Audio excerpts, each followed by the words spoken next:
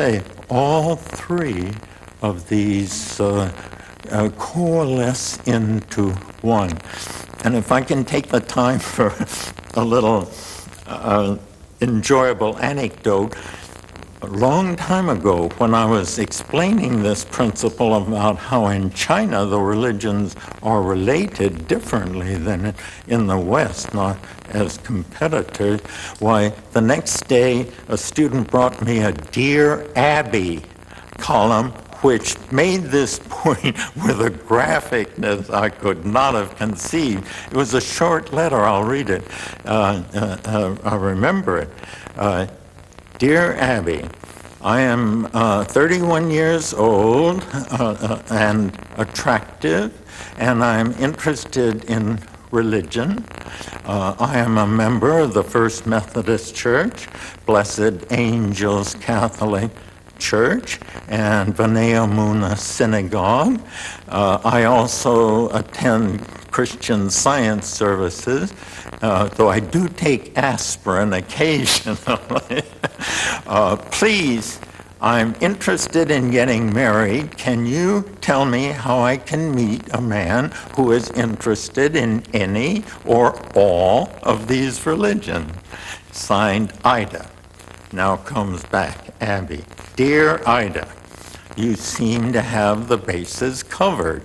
And then, but now, the next time, I do not see how you can belong to all these religions. Well, of course, Abby couldn't see that because she was Western.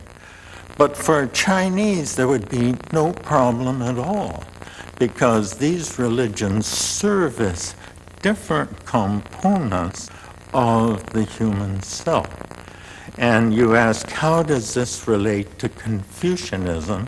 Well, this basic attitude toward the intertwining of the opposite just pervades all Chinese culture, and if we want to be literal, we can say Confucianism and Taoism, too, are in this whole, but each laps over into the domain of the other. You were strongly influenced, were you not, by growing up in China? I mean, you began in this small village, right? Zhangzhou.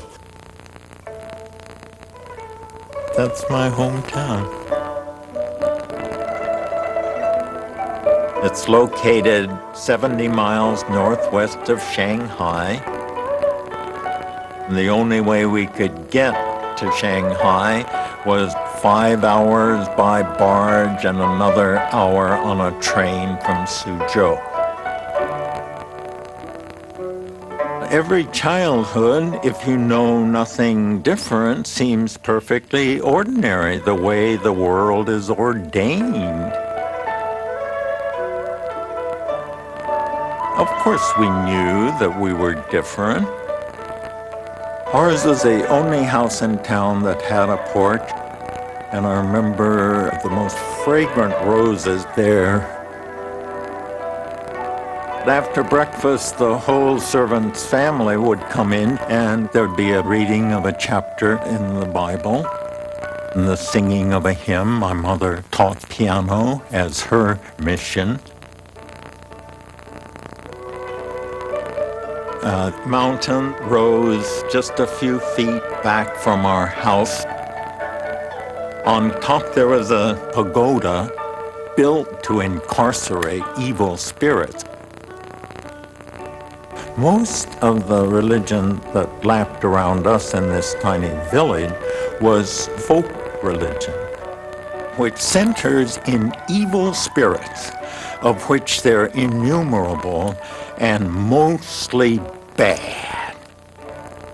So the Christian message that my parents brought gave a certain population in this town a spiritual anchorage that the folk religion that lapped around them did not.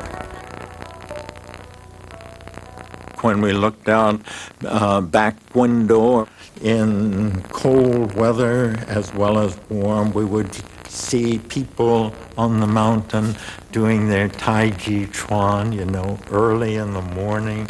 And even though as you know, the gestures are so graceful, choreographed, looks as much like a dance as a physical exercise. In the cold weather, you could see the steam coming from their body because of the intensity of the metabolic processes that were released by these gestures. You brought this with you. This is my first primer because though our education was English, 3 afternoons a week, Monday, Wednesday, and Friday, they would import a tutor, and he would give us the rudiments of a Chinese education. You remember it still? I don't even have to look at the word, but they found it goes ku-ku-dee-dee, ku-ku-da-dee-dee, xio, ku-ku-ba-dee-dee, ha-ku-ku, ha-dee-dee, ni-a-ngu-ngu-a-ni, ku-ku-tsang-ku-ngu-pa-ju, ngu-yu-sam-o-i-da-er-xio. Shall I translate? Sure. The meaning is Chinese too. Big brother is big, little brother is little. Big brother carries little brother. Good big brother, good little brother. I love you, you love me. You see the family emphasis coming in right in the first words that they read. While you were doing that, I was singing, I was repeating, see John run, see Mary run. Look, see? Look and see, and that's illustrative too, because we are empiricists in the West. It's the fruition in modern science which arose in the West and nowhere else. So what would you say has been the essence of Confucianism's contribution to the world? I would say it is in the area of social relationship. Nothing is more important in Confucianism than the 5 constant relationships. And these are the 5 places where human lives intersect. The first is parent and child. The second is spouse and spouse. The third is elder brother and younger brother. The fourth is elder friend and younger friend. And the fifth is ruler and subject. Now, as every individual makes its way, his or her way through society, we're always in the midst of these cross currents of human relationship. And it's exactly within that weather system of these currents going on all the time and how we comport ourselves in the face of those currents that our destiny depends. Note, this is not yogis up in the caves for 40 years by themselves. Confucius had no use for that as a way to become human. We work out our humanity in these cross currents of human relationship. But now, how do we face them?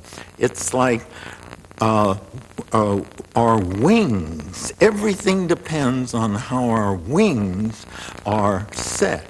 If they're tilted at the right angle, then as these currents of human relationships come towards us every day, we will mount and our full humanity will blossom.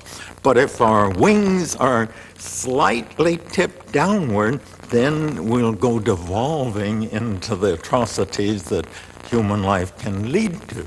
Now, what is the secret of whether the wings are tipped up or tipped down?